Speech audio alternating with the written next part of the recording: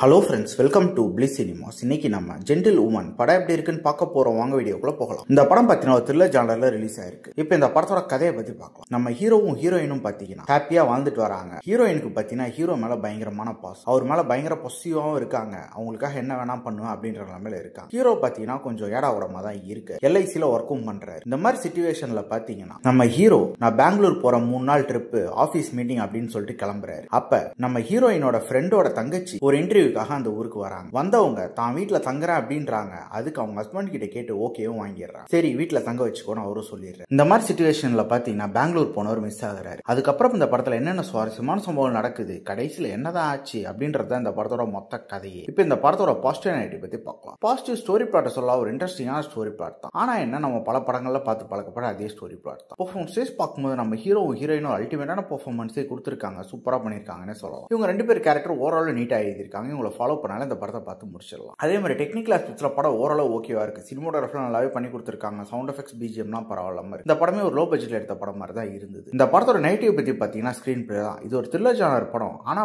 பல சீன் டிராமாட்டிக்கா எடுத்து வச்சிருக்காங்க. அது மட்டும் இல்லாம லாஜிக்ன்றது சுத்தமா இல்லவே இல்லை. அவங்க இஷ்டத்துக்கு ஏனோதானம் தான் எடுத்து வச்சிருக்காங்க. இந்த படத்தோட மெயின் கோரே பாத்தீங்கன்னா இன்வெஸ்டிகேஷன் போர்ஷன் தான். ஆனா அந்த இன்வெஸ்டிகேஷன் போர்ஷனே இவங்க சரியா எடுக்கல அப்படின்றது இந்த படத்தோட மிகப்பெரிய நெகட்டிவா இருக்கு. என்ன கொஞ்சம் ரைட்டிங்ல நல்லா எழுதியிருந்தாங்கன்னா இந்த படம் ஒரு எங்கேஜிங்கான படமா வந்திருக்கும். ஓவராலா பாத்தீங்கன்னா இது ஒரு ஒன் டைம் வாட்சபிள் படம் தான். வேணும்னா ட்ரை பண்ணி பாருங்க. இன்னொரு வீடியோல சந்திக்கலாம். தேங்க்யூ.